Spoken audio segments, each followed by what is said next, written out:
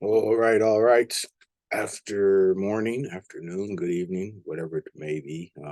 Just picking back up essentially on this last little section. We want to look at Reconstruction some and some of the legacies of the end of the Civil War we sort of make that corner, turn that corner, and get us, just poised for, just prior to the 20th century, some of the events and issues that are taking place. Some of our documents will be, relevant, particularly the 1840 to 1870, Negro in Illinois, as well as the piece of the meeting of the Black preachers convened by, of all people, Sherman is another one of our documents that we'll look at too. And that's a nice segue to looking at some of what we'll do, right? Mechanized army really starts picking up steam towards the end of the war. Maybe a precursor in some ways to the use of sort of mechanized methods of warfare that will play out in the colonial wars, but also to within a generation or so, maybe more global theaters of violence using these weapons and resources, right? It's Sherman's using a tactic that militaries have used for ages, the sort of scorched earth policy where you just burn everything down. Some folks call it, describe it differently. Some people say that the army literally consumes the land, and then looking at places in Africa, they equate these violent armies who massively sweep through, be they European or local, as cannibal army because they consume everything, and that's not different than what the Union Army is doing as they head into the South. The scorched earth tactic is you destroy the other enemies any way that they can make war. You destroy it, right? Whatever you can do. And that means that means destroying all the crops. That means destroying any resources that they could use. That means any railroad ties, as you can see, people tearing those up and turning them in on each other, and people call them neckties, Sherman's neckties. Anything you can do, right? And that includes violence, right? And I'm going to make a contemporary connection because there was just recent evidences that as Hamas made its way into Israel during this most recent violent series of events, that there was murder and rape and that sexual violence came. And I only mention that because it's a relevant reminder of it doesn't matter the morality of this war, right? And there are real questions and problems about the morality of this war, as there are about any war, right? Someone coming through and maybe they have the best thoughts in mind of reforming and saving the world. A large number of oftentimes men, mostly men, and this is changing now, maybe some that's coming through and rolling through is going to enact forms of sexual violence with guns, and their ability to kill at will is going to add to that, and en masse, right? You go to any legacy where you have a contact of a colonial army with local folks, and that's the outcome. In most war situations, Ukraine, they're talking about the same thing, right? I think what it's telling us is that the war itself is where we ought to start zeroing, focusing in on in terms of dealing with these sorts of issues, right? Again, maybe that's another conversation. But Sherman's war is doing the same thing, right? They come through in a very violent way, and it's going to leave a lasting legacy on a lot of things. People won't forget, right? When we talk about the lost cause and the Dunning School and some of these other kinds of things of Northern aggression, this is where this label comes from. This is where that tone comes from, is from these kinds of events, right? They will have lasting impacts on people's lives, right? But Sherman does another thing. There's a couple things he does. One is that, which you see this march down into the South, this sort of total war march. The second is this issue, Reconstruction. The third is the convening of the Black preachers. But let's talk about Reconstruction just a bit. Why does Sherman have anything to do with Reconstruction? Well, he's the general who, as he's making his way south and sort of destroying infrastructure and other things, as he comes through, remember the Emancipation Proclamation has free slaves, so people are free. And as he liberates plantations, all the people come and join the army. Woo, let's go. We're gonna follow with the army. They're coming through. They're victorious. Each step, they're annihilating another group. They're very, they're cornering the Confederacy. We're gonna just follow along with the victorious army and stay with them, right? Now you can imagine what that's gonna do for an army that's seeking to, still make war, right? So having men, women, and children, civilians with you who are just following is going to create a problem for the enemy or for the army to advance and be effective, right? So part of the solution is this proclamation that Sherman gets the president to make, a Special Field Order 15, right? And basically, it just said that it set aside a region, right, of South Carolina and part of Georgia, the Sea Islands, right? It set it aside and said that this was a place where Black people could resettle, period, right? By proclamation of president at the end of the war, to get them out of the way, but also to resettle, right? And as the war comes to a close, people sort of attempt to really sort of use the momentum of Special Field Order 15 to encourage massive land redistribution, and that is one of the major issues that really could change the corner. That's the corner that we needed to turn, that we did not turn. Honestly, that's one of the, if you want to say, well, what, we fought all this fighting, we went through all this, what were some of the things that we had done? One of them was land distribution, period. There's no discussion. I mean, we had thought much more about the sort of need to allow these former folks to have a way to substantiate themselves. We would have turned the corner, right? Anyways, we didn't, as you know. But it wasn't for lack of trying, right? There were some folks considered radical on the whites, and of course, the Black political voice was just sort of taking shape, that were very much in favor of this, right? Set aside resources. When you watch the documentary, you'll hear quite a bit about that. They bought plows, they bought seedlings. The people who lived, for instance, in Catherine Island, they created a little court of Black people. They had a legislature. They really organized things in a way that said, you know what, if you give us land, we're going to farm it, we're going to work it, we're going to make it produce. And it doesn't have to be under the derision or coercion of a slave system, right? They showed that. Right. And the radical Republicans, as they were called, right, the Republican Party, I mean, remember that this is a Republican. It's not the Democrats who are doing this at this time. Right. We can talk about what that means if you want. But they demanded, along with Black leaders, break up the plantations of these rebels who have broken away from the country and sought to form their own nation, right? These are the same people who are now members and staunch advocates quite frequently of the Republican Party. I mean, I'm sorry, I don't mean to blur Republican and Confederacy, but you can see how they begin to sound synonymous, particularly in the context of today's sort of propaganda machine and other kinds of things, right? But the radical Republicans of the end of the Civil War and Black leadership were advocating very strongly for land, right? But it's a Congress, a Democratic Congress, a Congress of Northerners, a Congress of Southerners who resist. They're not going to do it. And you have voices who vote for this. It's not as if the entire country, but it's a debate, and we have it in the Congress and in the House, in the Congress and the Senate and in the House. People debate this issue out, and they ultimately determine they're not going to give the land, right? And it kind of puts us where we are, as I've said, without tools, land, capital, or access to credit, free men and women drifted into debt peonage, right? The sharecropping system. And there's some sad, really frustrating events. That's why, oftentimes people say, oh, Juneteenth. I'm so glad we celebrating Juneteenth. I'm not that sad about it. I think it's great what the woman who played a pivotal role in creating a holiday is doing. But if you look at the history of it compared to everything else that's going on with the Civil War, that's not the issue. I'm zeroing in on. I'm sorry, Granger being the last person to free slaves in Texas is not celebratory, right? There are other things. The moment when, for instance, another general has to come and tell these people they have to get off this land, and everybody sing. It's it's a sad moment, but it's a real moment, and it might help us mark the fact that we couldn't make a decision about giving land to slaves who had worked the land all this time and probably would have facilitated citizenship. There's no problem. There's no problem, right? But we let that go. All of the moral sort of power, if you will, that the war gave to the country to make efforts to change, a lot of it we let go through our hands like sand, right? Not everything, as you'll see, but a lot.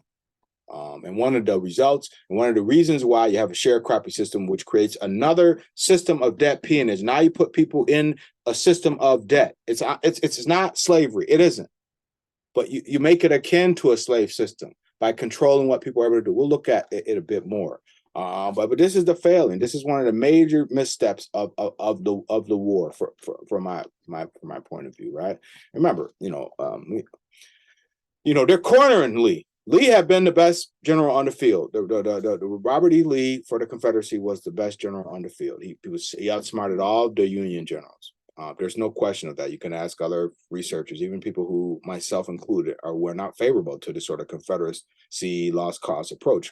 I mean, the honesty of the truth of it is that Lee was still the best general on the field. He went to West Point, et cetera, et cetera. He's the one who said, he was the one who, when they were talking about using black officers, he was in favor of that, because he said some of those black officers were better equipped and trained than some of the white ones. But, people weren't trying to hear that, right?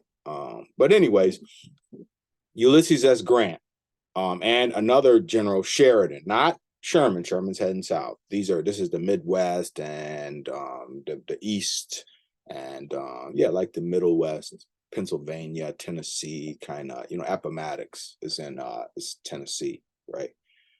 So and they're chasing him down, they're cornering him, they're moving, and they finally get Lee. Lee, every time they catch him, he maneuver out, right? But and through the series of wars that were fought, right? But ultimately they corner him, and he runs out of supplies, and he doesn't have many soldiers, so he's got to give up the ghost, right? This is the blow, right? When he surrenders, that's it. The South is done, right? That's the end of the Confederacy, right? Even though people in like Red River are going to keep on fighting in Louisiana for a little while longer, and even in Texas, it's going to take them a while to get the news, as we know with Granger and the whole Juneteenth thing. The war's over. The war's over, right? The Confederacy have lost, and Lee surrenders, right? And the moment they meet in Appomattox, it's this real dramatic event. Lee's all fully dressed. I mean, as you can see by the image there, I believe that's Grant comes in, and he doesn't have his sword. He's half dressed. His boots aren't shiny, but Robert E. Lee, you could see he clean. He got his sword. He comes in. He got his sash. He's representing, right? This type of thing, right? And so from that interface, right, in part, right, will it do, right? Remember how both Union and Confederate folks saw black officers and black soldiers, right? So now, are they going to forgive and forget the war that they had fought bitterly, grinding each other up through these massive grind-up machines that could kill thousands of men a day, do cannons that are like 100 yards away with a massive cannon you could just blast away, right?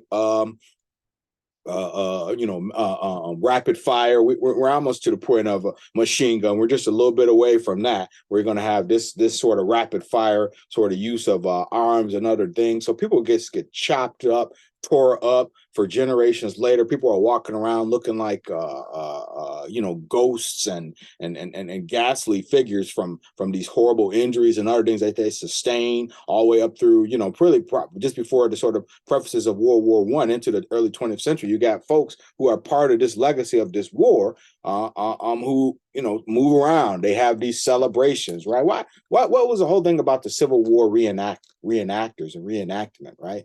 It's kind of an interesting thing as a way to preserve history, but I think at least for me as a historian from the outside looking in, and I like recreating stuff. I think it's very interesting, archaeological finds and people wearing traditional dress and all that. I think it's very cool, but it reminds us of something that I think we still need to wrestle with, what we still haven't figured out as a nation, which is the convenience that Lee and Grant can find common ground.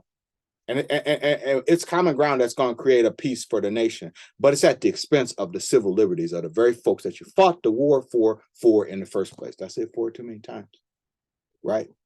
So I mean, it's almost a moot point again, right? Because you didn't fix it, and you remember Lincoln's whole goal was he didn't enter in the war necessarily to preserve the civil liberties of black folks.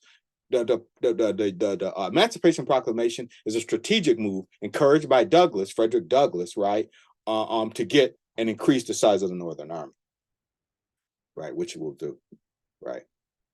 people joined in droves, right? Remember a Jubilee year 1863 and the distinguishment of, our New Orleans Native Guard, the 54th Massachusetts. They become signed later, the 54th Massachusetts. They become signed. People going to enlist en masse, right?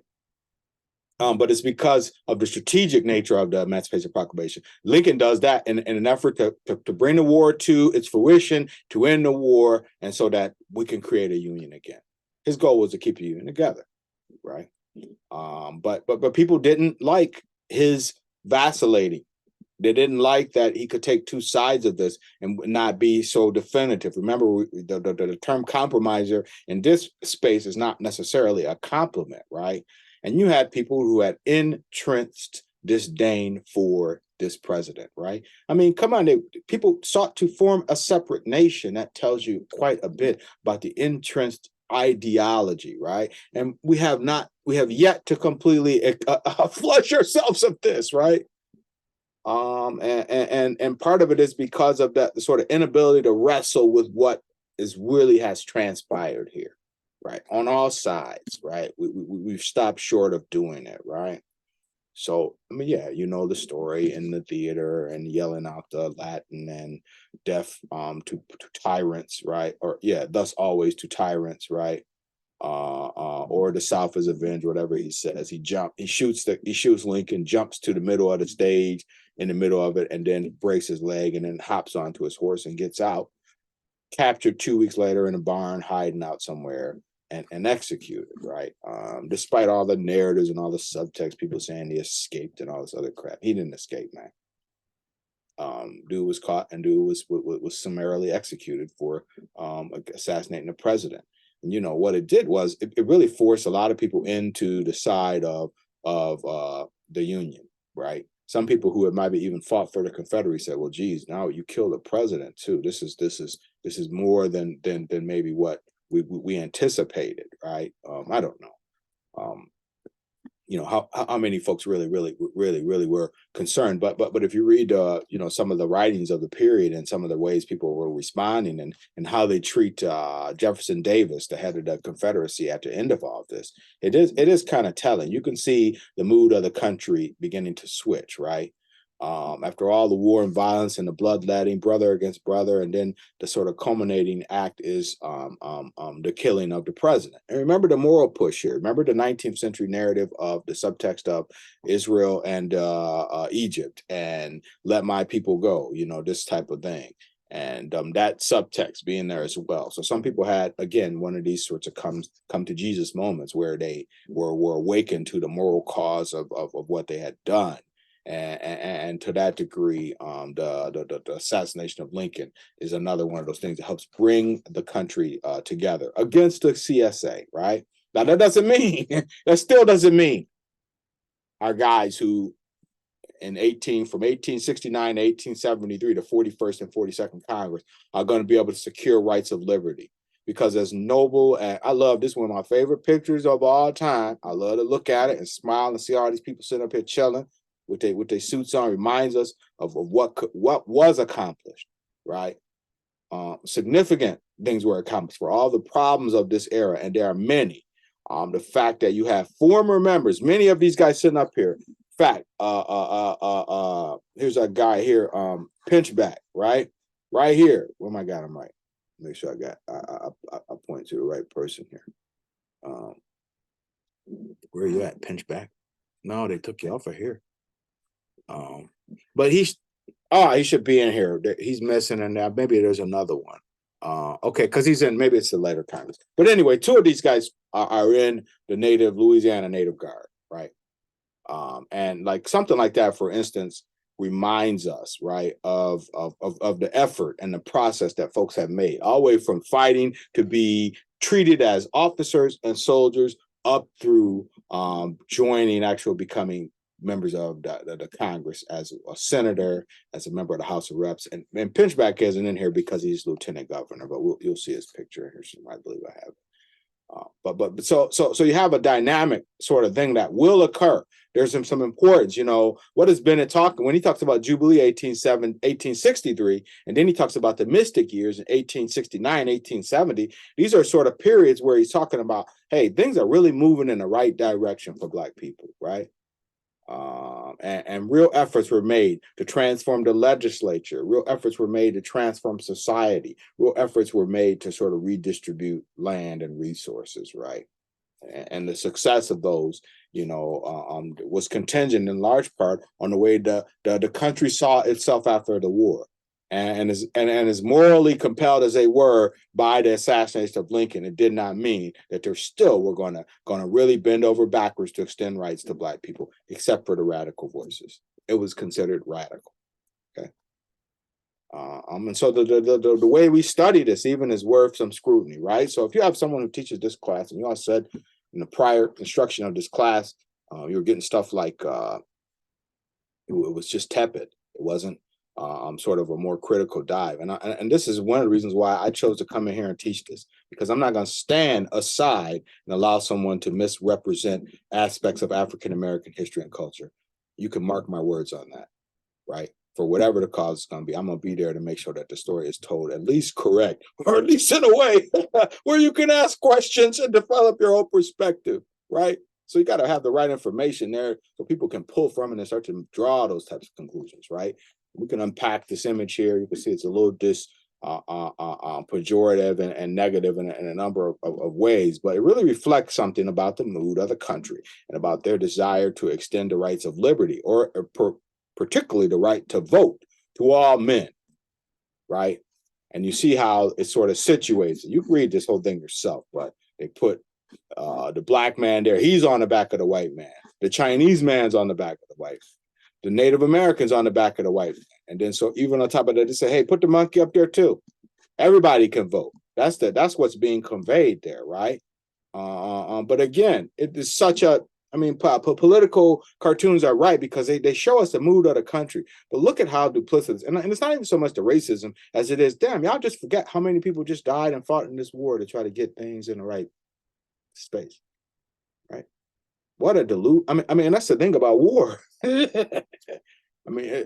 For all this horror that these folks have fought and went through, what did it really mean in these moments of real political change? That's what we sort of want to think about, right? But the legacy, even of how we read and remember the Civil War, right, is based on a couple of things, right? There's newer voices now that have pushed forth the narrative of Black agency, right? That's how you tell this story, right? The emergence of the national state, meaning the coming back together of the Union, right? And a discussion of how the South was remodeled by Reconstruction, right? Which it was, right? If you've ever seen any the Glass Menagerie or any of Tennessee Williams' plays, but that one in particular really sort of deals, and that's a little bit even later, but it reminds us of the sort of feigning legacy, right?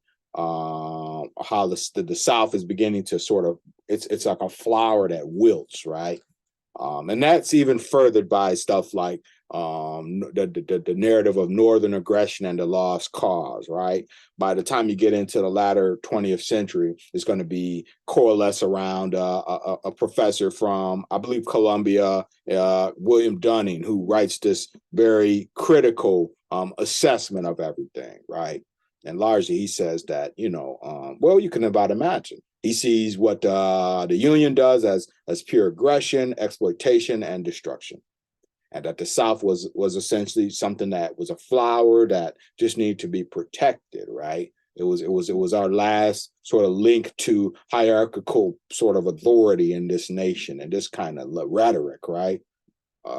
Is the Dunning School, and most of it was read that way. Most of Reconstruction gets read that way. The counter narrative is the Black agency stuff that Du Bois and other writers put forth to say, stop telling that garbage story. Stop telling that lie about what was going on. And you see the legacy we'll have, because nowadays, Ron DeSantos and the rest of these pseudo historians who are running for political office will whip out aspects of this, but they only whip out, e.g., the Dunning School version of this, because they don't even have enough of a capacity of the history to know the different sides of this conversation. That's why you shouldn't be talking about it. right? But all right, let me behave. But see, you can see the sort of problems there by the narrative that only sees that what the Union did was invade the South. Well, how's that going to render the efforts by Black people to get rights of civil liberty? Well, you couldn't see how that was going to be a problem, right? And yes, the road to freedom for Black people was barred by Southern intransigence, right? As well as that of the North, right? And that, you know, what really was coming from this, and Foner, Eric Foner is a very famous historian, as well as Aaron Bennett, who's another one, have both said and talked about the idea of retributive compensation for slavery, right? So the idea that people needed to have some form of reparation at the end of the war, just because now it's coming up again in places like Evanston and other places people are talking about, doesn't mean it's new. It's not new. The rhetoric of reparation or paying back these folks who came and worked here literally for free all of these centuries, and the notion that it will have no impact on their sort of social status today is like if you look at what has happened, you almost have to laugh. I mean, that's why I'm a bit of a cynic about some of this, because it's just laughable.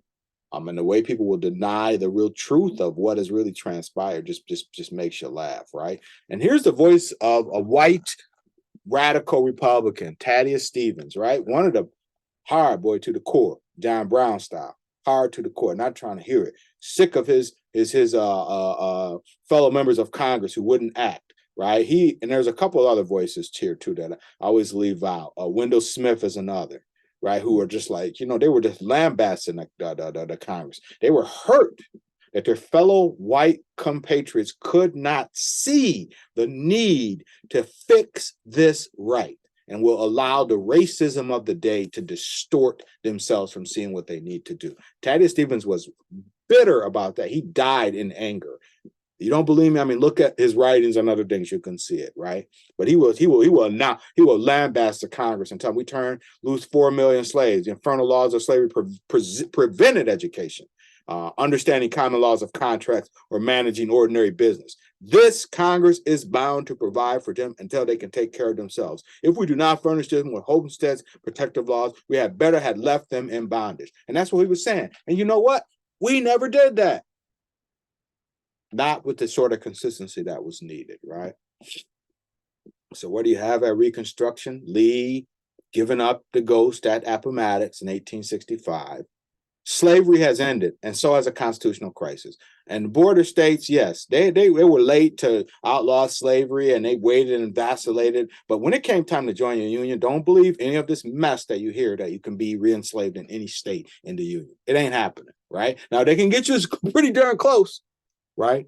You know anything about the carceral system and people spending time up in these under these tanks out here? You know anything about even sort of private exploitation of labor, though, the way people from foreign countries and other places are sneaking child labor into this country. We know those are forms of slavery, sexual violence. These are forms of enslavement. So it still occurs, right? But as part of a national system with an infrastructure and setup, or even a state one, the idea that you're going to have slavery on that level is ludicrous. It makes no sense, right? And so when you read it in the internet, or you read these other places that again, pseudo historians have tried to use to make a case for it, just be very skeptical, right? And I'm not greenlighting anybody or giving anybody a pass to say that they have they wouldn't if they had the chance, because I wouldn't deny that. Right, I don't know what they would do, but for sure, there's no national setup to post in a year in the age we live in now to consider and contemplate the project of slavery again. You don't need to. You don't even need to. You got enough places where you can put people in jail. You got enough systems of debt peonage and other forms of exploitation of folks. You can run the game. You don't even need the physical body anymore. Right. So again, that's a huge misnomer. And you can see me sort of sounding off about that. I'm sorry, but it's one of these distortions that has found its way into a life on the internet, and people oftentimes believe it to be fact. So it's a voluntary union of sovereign states. And that's another sort of reminder. People came back to join back in. They wanted to get back in.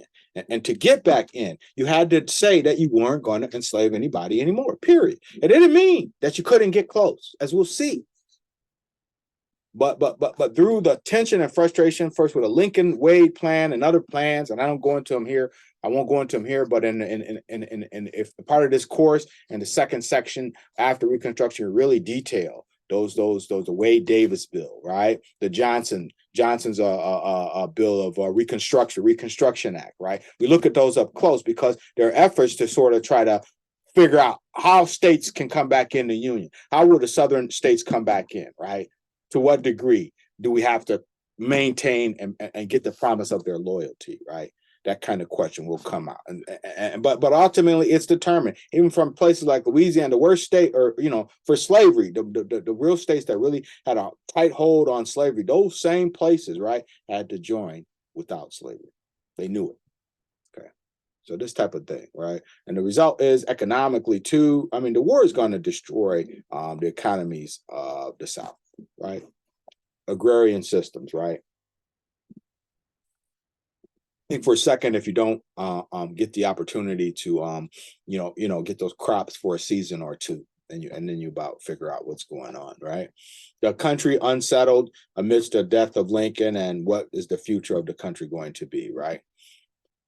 One of the major sort of events that will lead to the biggest sort of legal steps of Reconstruction is the election of Ulysses S. Grant, right? If you've ever been in Galena, Illinois, which is just out west of Chicago, here about 2 hours west, you can go visit his house and stuff. We used to go when we were kids, field trips and things. But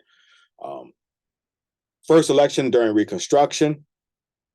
By this time, because of issues with Johnson's his own character. Again, we talk about him quite a bit during Reconstruction, or in the second section of this course, maybe sort of 1865 to the present. We deal with him up close. He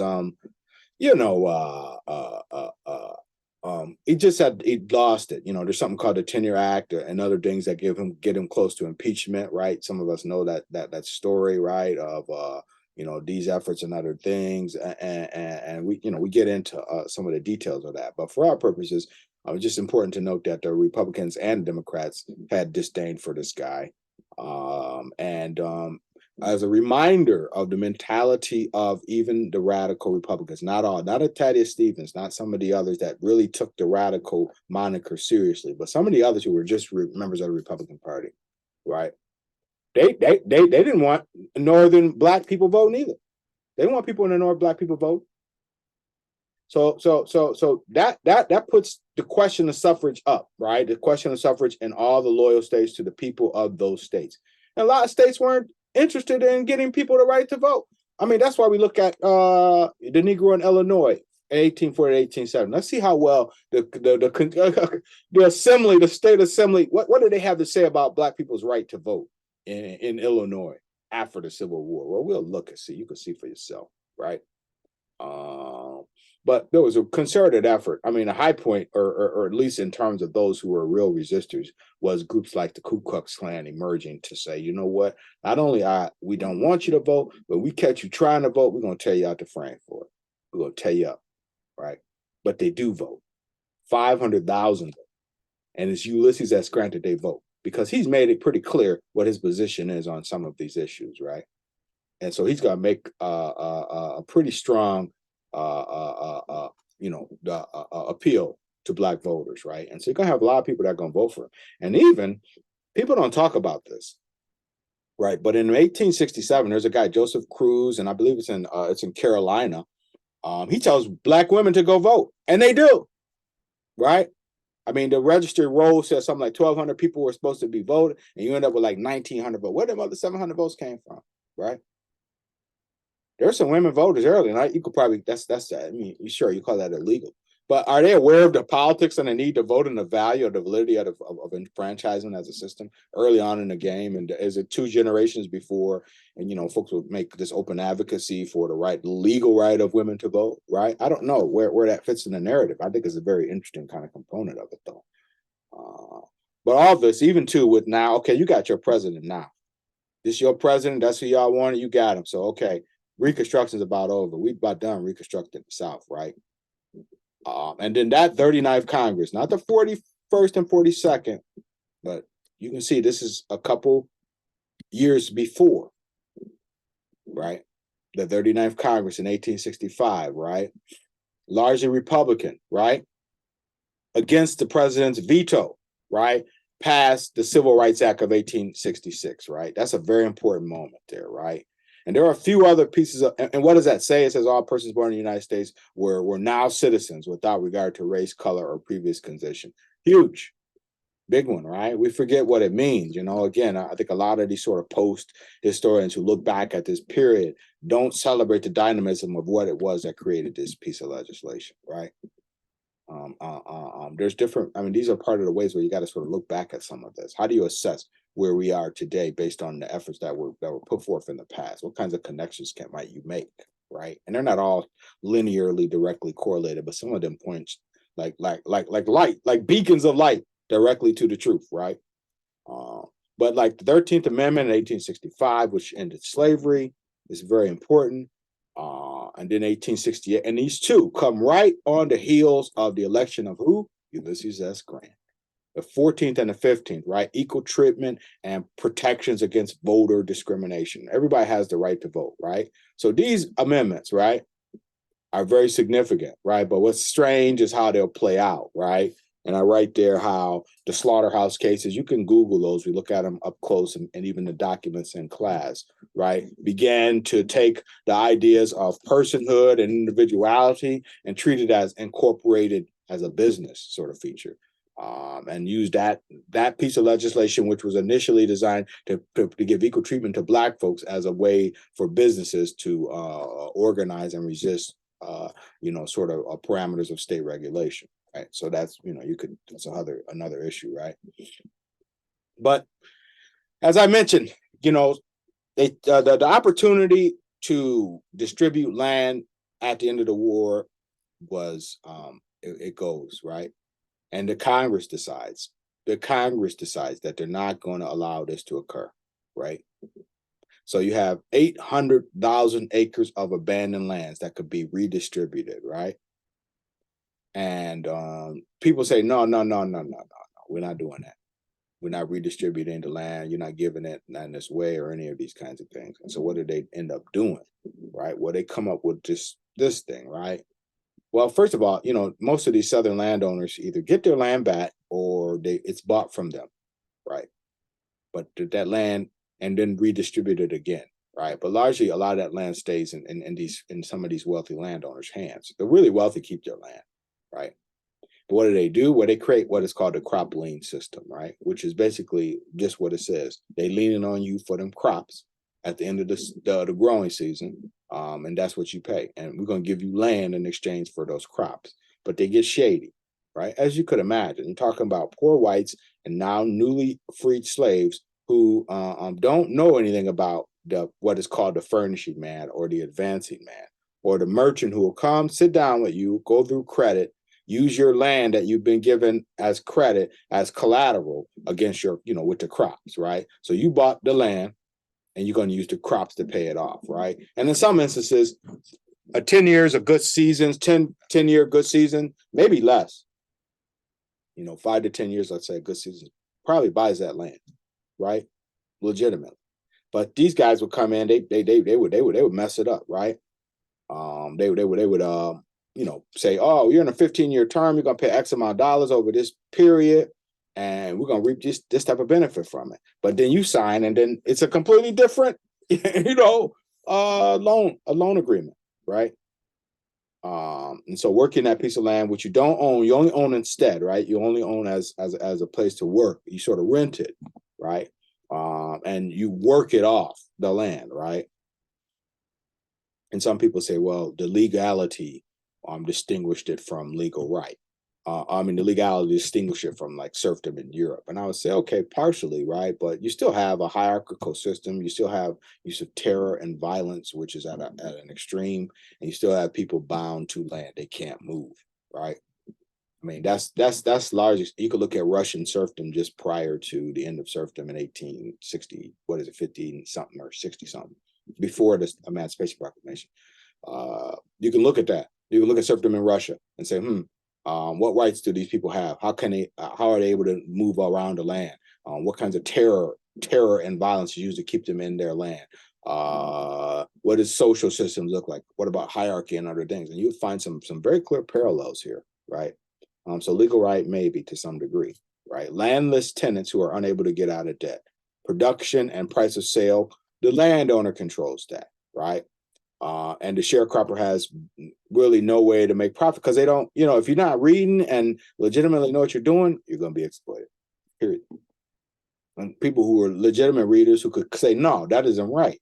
I'm not paying this, and this is what it should be, right? If your master was or former master who's now owner of the land that you're on, not in every instance, please don't allow me to make that case.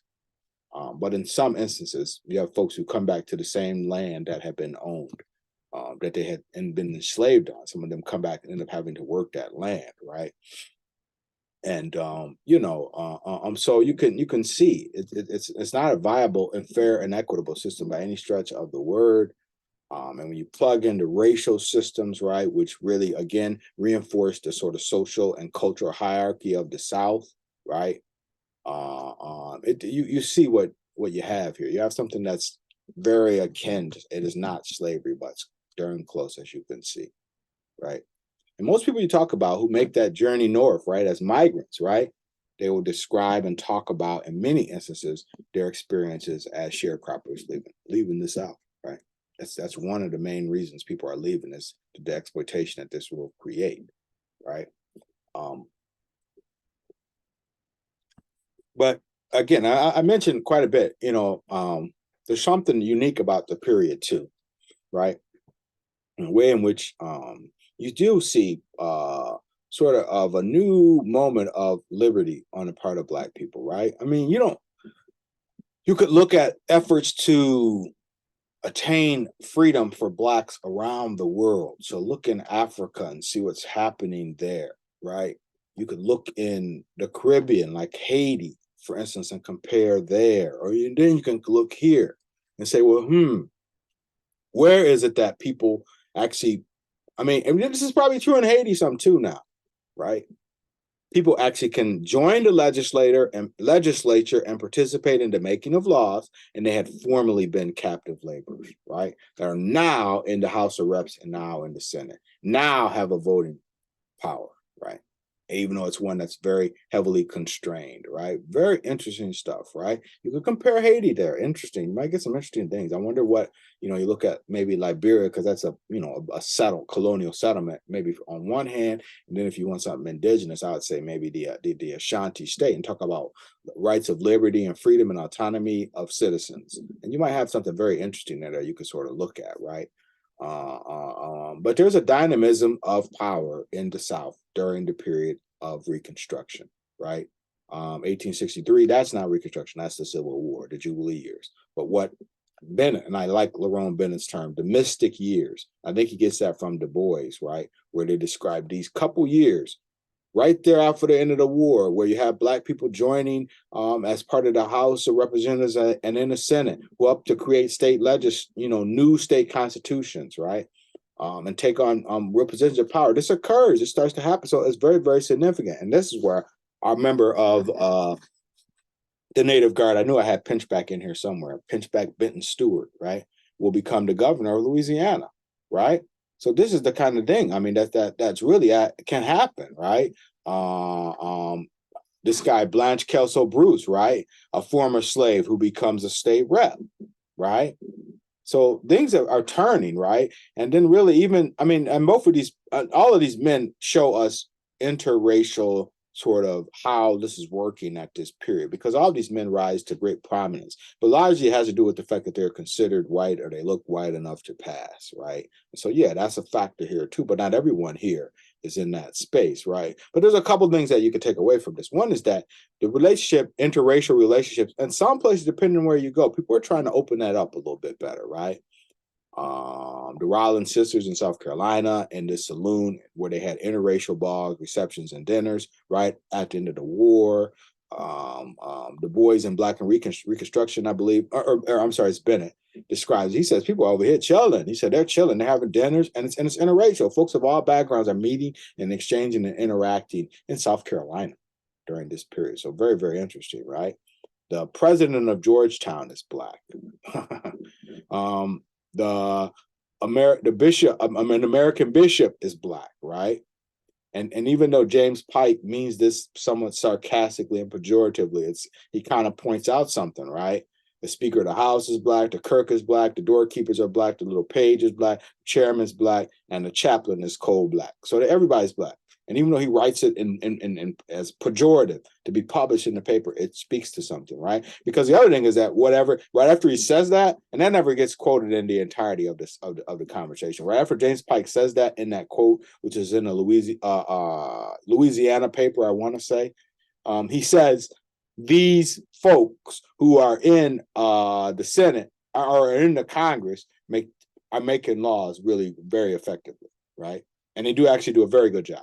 That's what he says. He says, and they will progress and deal with the legislative process more effectively and more organized than the former whites who have been in there. That's what James Pike says, right? So very, very interesting indeed. And they do.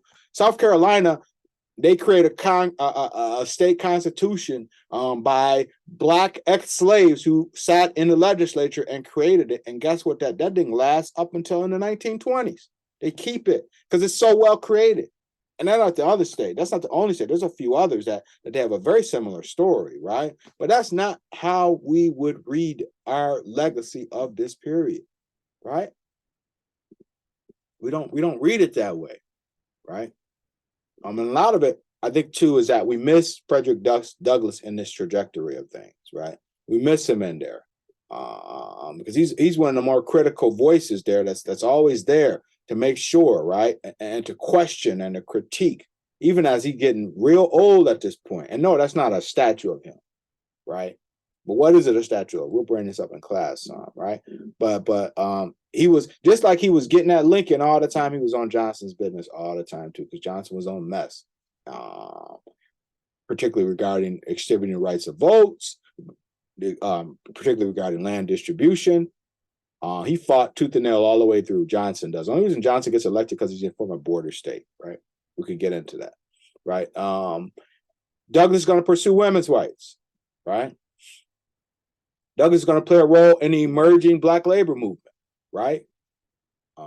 Emerging, right? Because labor wasn't always opening the door for Black folks. That's the other thing. It has to be said. Has to be said. The IWW in some of these places, finally, it takes all type of work to finally get the door open, to finally say, it's not really what to tell the AFL-CIO really says, okay, now we're going to make it these people who work like we do should get the same wages and same rights we get. That's new. That's new. That's probably 2 generations old, right, in the labor movement, right, with the exception of the sleeping car porters and other Black efforts to unionize. Right. Remember how during Up in Sinclair's The Jungle, if you've ever read that book, and if you're interested in the subject of unionism and labor and other things, movements in Chicago, that's one you should read. Not the only thing, but one you ought to look at. Right. But he describes how they treat these Blacks who cross the picket line. Right. And they aren't very well received at all. Right. So just keep that in mind as you think about, some of the things that are being advocated for. Right, during this period, right? And of course, Grant, too, he gets on Grant because of his apathy, right? Even though it's the 15th Amendment that will pass during his administration, he's considered very apathetic when it comes to actually forcing these issues of civil rights, right? And see, what's beginning to happen is that the Northern capitalists and the Southern oligarchy, and this means the Southern elites who own significant amounts of land, could use the vote. The Negro vote becomes like, oh Lord, oh no, the Negro vote, the Black vote, the Black vote, the Black. People scared. They don't want the Black vote. And so you could tie that in. Here comes this sort of rhetoric of the lost cause, the mind of the South. This sort of rhetoric that the North invaded us. What we had was special. It was traditional America to some people's minds, right? So you can remind people of that. And then look at who's starting to come together. The capitalists who need the textiles from the South. They want the cotton. They don't want the cotton to go to England. That can come right on up the Atlantic seaboard and be used in the very emerging factories that are starting to emerge in the Northeast, right? Come on, right? And so that's the beginning. I mean, that's the beginning of the end of Reconstruction. And you see, if you look at it from this perspective, as negative as it sounds, it never had a chance. Right? Never had a chance, right? And then you want to memorialize it like this type of stuff, right? The Lincoln Monument, right? After his death, 1872, they get up, they do a whole speech, 1876, I'm sorry, give a whole speech about how great Lincoln was. But you can look at how this looks, right? And even Douglas will say, and he was the one, he didn't say much. He often tried to accommodate, even though he got critical on things. But he said, this is ridiculous. It showed the Negro on his knees when a more manly attitude would have been more indicative of freedom, right? This is I'm going to call it a shit show, right? In terms of what it does and what it memorializes about Black folks, right? And really, it's a pivotal 1876, as you're going to see here, is a pivotal sort of moment here. The door is turning on something significant, right? But Douglas will come 1876. He's the orator of the occasion. Of course, they want him to talk, right? But he can't say one thing about what's going on, the subtext of what's happening, which is that the Republican Party, the radical Republicans, remember them? By 1876, they are doing nothing. They can't do anything. They've nullified their hands when it comes to fighting for the rights of Black people in the South, right? And just for the record book, Francesco Pezzicar creates the freed slave, exhibited at the International Expo in 1876. And John Quincy Adams Ward creates the Freedmen, which you can find right now, still to this day. The little small copy of the statue is at the Art Institute Chicago. So they're there. And in both images, you could see, look at those and then look at those and tell me what's going on, right? Tell me what's really going on, right? And Ward, who's a white abolitionist, broke convention by showing the former slave as a master of his own destiny, not relying on white men for freedom, right? That take us back here, y'all. That takes us back here.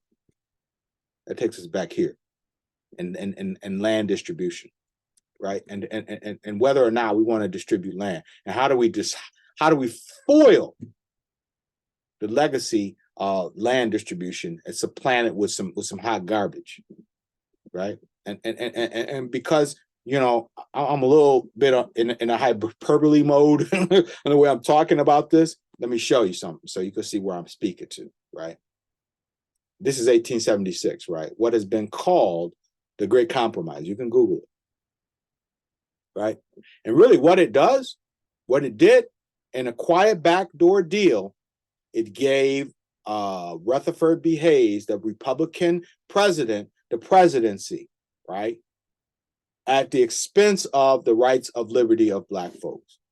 So you got Lincoln, you got Johnson, you got Grant, right? And then you got Hayes coming here, right?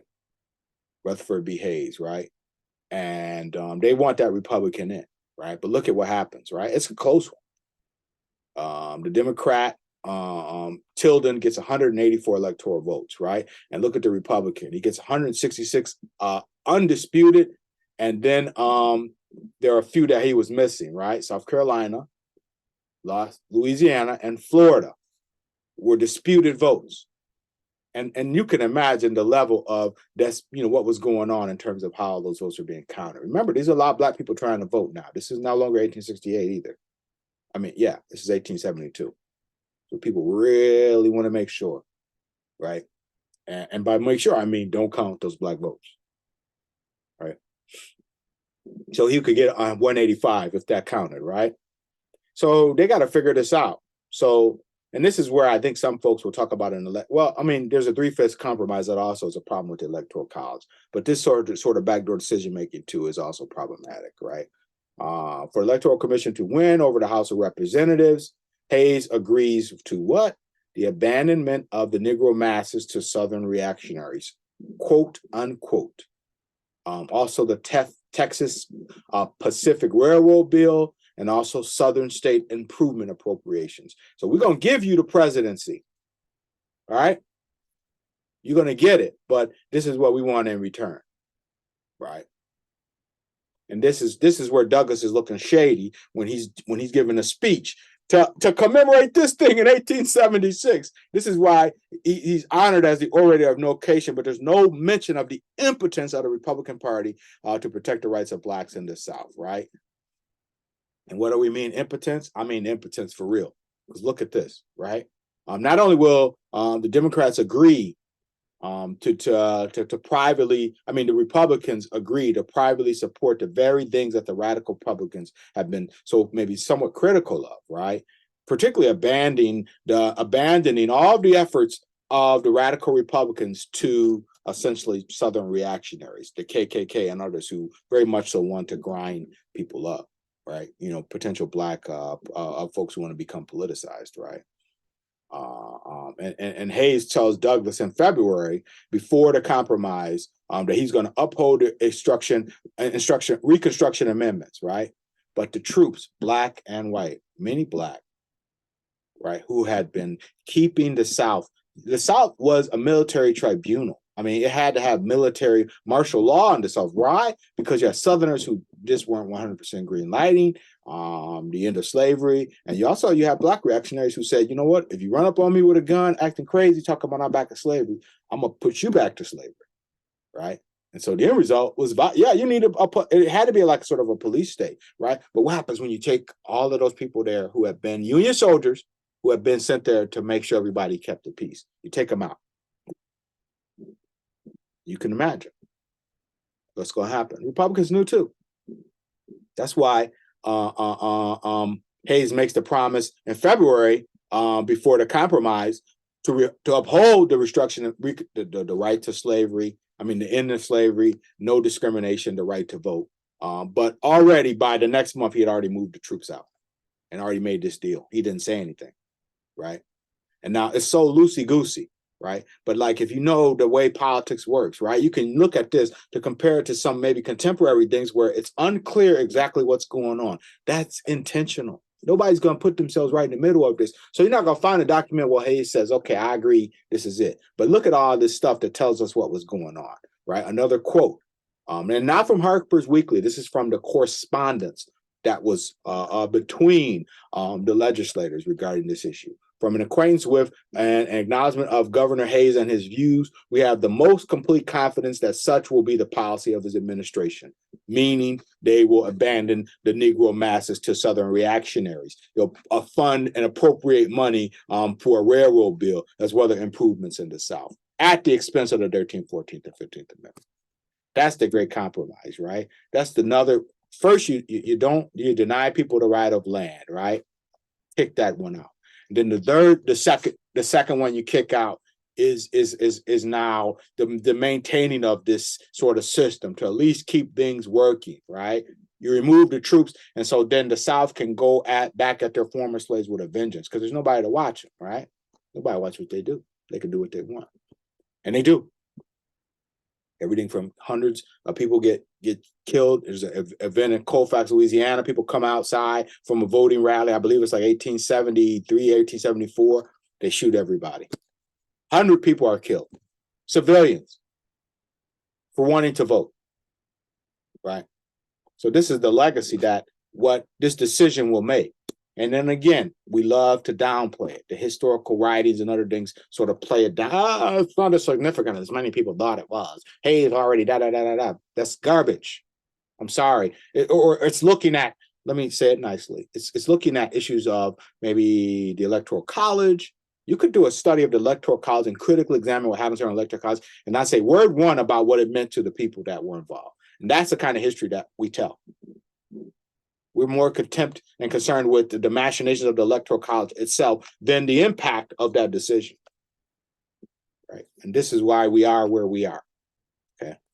But how do folks react? Well, you know, again, I mean, we have this perception that we have these sort of moments where Black people are never active or that they're sort of quiet or this thing and this thing, but that's never really the case. It's just that the way history is so often told to us. We don't often hear the voices of folks who are just like, you know what, we're not doing this, right? Henry McNeil Turner says, there is no manhood future in the United States for the Negro. He may eke out an existence for generations to come, but he can never be a man, full, symmetrical, and undwarfed. So let's go. Alexander Crummell, 1897, very similar, right? And then, of course, Edward Blyden, right? The 18th century stole the black man from his country. The 19th century steals his country from the black man. The stealing of man in the 18th century originated in philanthropic ideas. So the motive for stealing his country in the 19th century is put into philanthropic language, right? You gotta understand that. Because if you this is where you get it all. This is how you start to see, well, why is it that all these things happen to all these people of the diaspora, people of black descent in the United States? What has happened to us? This thing. This is the thing. It's this stuff. This is the history. This is what will unfold, right? And one thing on the other end of this, and you say, well, nah, we're not in Africa. We're Americans now. This thing and this thing, but draw the parallel. Do not be scared to draw the connection between Africans and African diasporic descendants who live in this country, right? And their fatherland or homeland or where they are from or where they identify with, where they make connection to home, even if it's a delusion, even if it's in Africa that's just Africa as a country, right? We know it's a whole bunch of states, but people have a mind of where they come from, right?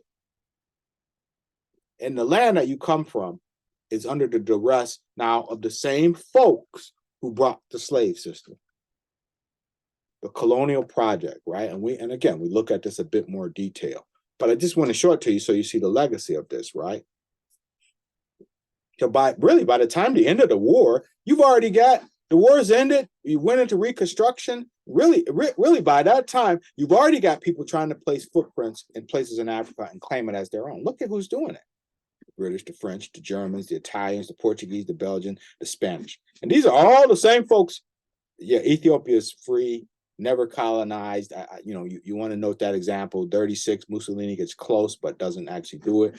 In Liberia, that was an American colony. So we could talk about what that maybe means, because it wasn't necessarily liberty or independent as it's sort of described, but it is an independent state. And that's why maybe it's listed here, but its history sort of reminds us of some other things, right? But these all places are you could see the same powers. The Belgians, well, and the Dutch were heavily involved in the slave trade. And look at where they try to set up shop. Right? And these are going to have real legacies for things, right? And you say, well, this has nothing to do with America. Oh yeah, it does. The age of imperialism, the age of expansion, this idea of going out abroad and conquering peoples, the native folks, the Sioux Wars, the Ghost Dance, right? The Treaty of 1836 to create Illinois, that's a little early.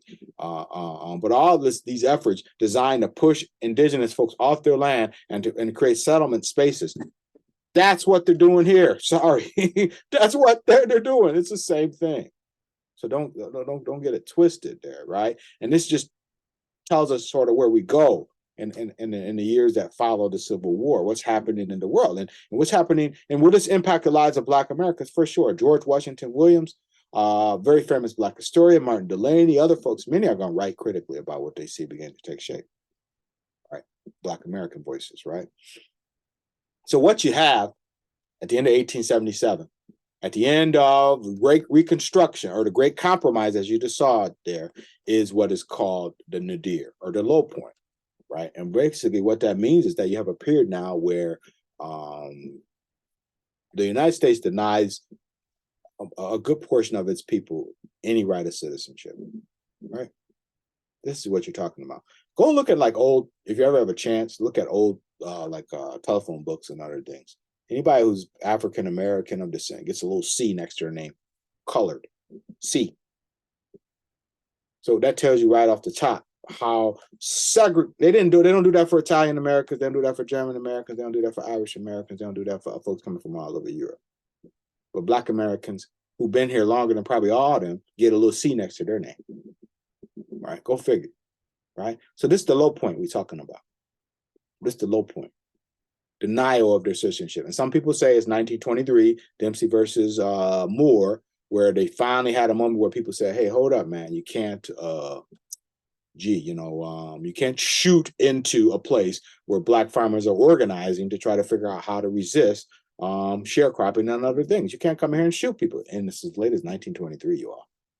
And the NAACP lawyer takes the case all the way and gets brought to the courts. And the white sheriff is convicted. That's huge. And that's why People say that it ends in 1923. There are earlier dates. Some people say Booker T when he comes to the White House to meet Booker T. Washington in 05. Some people say the end of the war, 1914, or beginning of the war, 1914. You know, have all these different dates. But 1923, I think, is the one, because really from there you see it now. The civil rights movement began to sort of wake up again as a mass movement.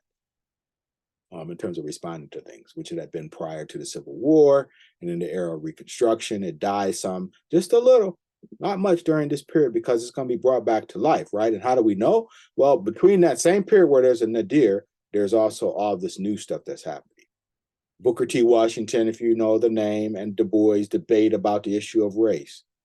Immigration, meaning people leave, the Pan-Africanists, Henry McNeil Turner, Alexander Crummell, and others, get people, hey, come on, you can leave, you can go to Liberia. Some people still go to Liberia this late in the game, right? And of course, migration. People start coming from the South to the North because they're tired of sharecropping, and they believe, sometimes rightly, but sometimes not very much, that they're going to be treated much better when they come up north, right? It looks different. Perception is everything, right? So you can walk down the street in Chicago and walk right next to white people, but you can go home and there's still a C next to your name in the phone book. You're still very much racialized. You're still ostracized from joining anybody's union, right? So it does come with some things, and that's going to change. That's changing because Black people take the reins. The new Negro is part of this shift, right? That's new press. That's new business ownership. That's other things that take shape at the turn of the century that people, and in mass. It hadn't happened before, but it's in mass. It starts to happen broadly across urban zones and rural places. People start to take charge of what they have, right? That's the emergence that's going to signal a shift, right? That ever-evolving shift, right? And in music and other things, this is why, even not, you couldn't hear my Manassas song. We'll listen to it some. I want you to sort of hear the music of the era, right? Because it speaks to these changes that are afoot, right? W.C. Handy's music is about everything: trains, steamboats, steam whistles, sledgehammers, fast women, mean bosses, stubborn mules, right? Coming from the Delta in 1903, he says, I saw the beauty of music. They had the stuff people wanted.